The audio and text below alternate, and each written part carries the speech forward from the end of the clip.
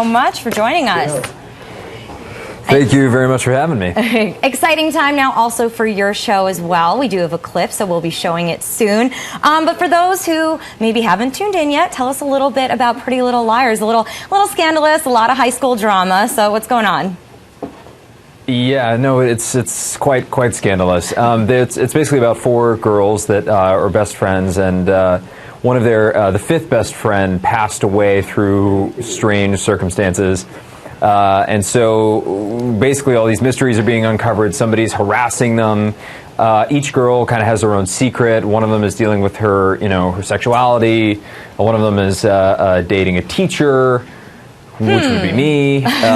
So it's just a lot of juiciness, a lot of intertwining storylines, and it's going to be really good for season 2. Yeah, that's what I was going to ask you about, your particular role. It's quite a scandalous breakout role, a little challenging. So what is going on with that storyline? And when you read it, what did you think? I when I first read it, I didn't really think much of it, only because I was so sure that I wasn't going to get the part. So I was kind of like, oh, this is interesting. This would be fun to play. And ultimately, when it comes down to it, it's a love story. So that's all that you play. You don't play any skeeziness or any of that kind of awkwardness that would come along with this kind of relationship. So I think it's just fun to play a love story that's a little forbidden. And we also see what's coming up next with your character. So set this clip up. What's going on this week? He's saying a goodbye, a little goodbye. Oh, yeah. It's pretty much he's decided that it would be best if he leaves Rosewood High, because that way maybe it would be better or easier for he and Arya to have a relationship. So that's kind of what's happening in this episode. All right. Well, let's take a look at that clip, and then we'll be right back. I didn't expect to connect with you the way that I have. I never expected to feel this kind of loss over leaving you.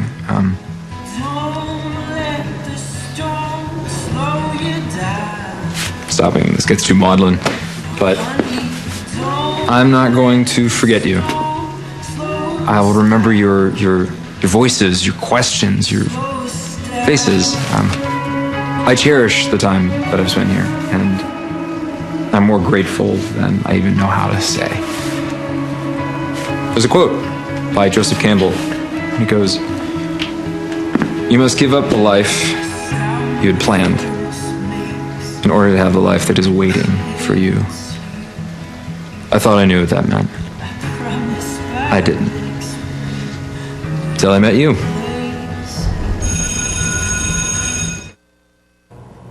All right, he's not really hiding his feelings there. Oh no, yeah. I didn't see that clip because I can't watch myself. Oh. So, but I recognize the words, and yeah, it's a bit. He's saying goodbye to his classroom, and it's his first class, and so there's that element. But it's a bit of a loaded sentiment. He's definitely maybe talking to more than just the class. So that's kind of what's seems to be happening there. All right. Well, I'm glad we were able to give a little sneak peek to those fans watching. And I wanted to ask you, what are your thoughts on the appeal of the high school drama? I mean, from the Gossip Girl to old school, let's say 90210. I'm talking old school Peach Pit days. We're always fascinated with the drama of high school. But, is high school this dramatic? Mine wasn't. I mean, I went to an all-boys Catholic school, so that was not as dramatic. But I think there's just it's such a rich soil for drama to happen, because you have a bunch of people that are discovering themselves and what it is to be a human being, and just naturally, things happen. I guess that's why people always go back, and it's a bit of. I guess it's nostalgic to go back and think of that time where there was so much innocence and so much discovery and so much pain and all this kind of craziness, and then throw in four attractive girls and fantastic clothing, and you have a hit TV show. And a big secret for those who know the books, is based on a book series, so some people might already know what that secret is. So. Yeah. And now, you play the teacher, so I'm sure you've been asked this, but were there any teachers in your life that you loosely did, your research and based the character on? I mean, again, I harken back to the high school that I went to. There was like one or two. There was this one math teacher that I remember was like very cool, very like hip and young. And I do think about him every once in a while because because he was a great teacher and really helped me out because I can barely add. So that's good for he was a math teacher. But B, just that kind of that unjadedness. He still loves doing what he does, and he's very passionate about it. And I think he and Ezra have my character have that in common. So.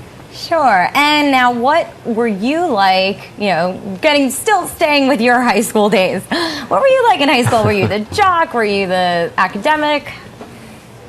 No, I was not the jock. My high school was very athletic, and I'm athletic, but these guys were, like a good third of my graduating class. There was only 90 of us. A good third of them went to Division I schools for sports, and so I knew that we had a drama program at this school, and I could sing, and I sang in like choirs when I was younger, and girls from the surrounding girls' schools would come in, and so I was like, oh, I'll meet girls for the first time, and so I decided to give this drama thing a shot, and then I think after opening night of my first play, I realized, oh, this is what I'm going to be doing for my next 4 years here. This is amazing. This is something special. There was like that little ding in me, and I realized, like, yeah, this is what I'm going to be doing.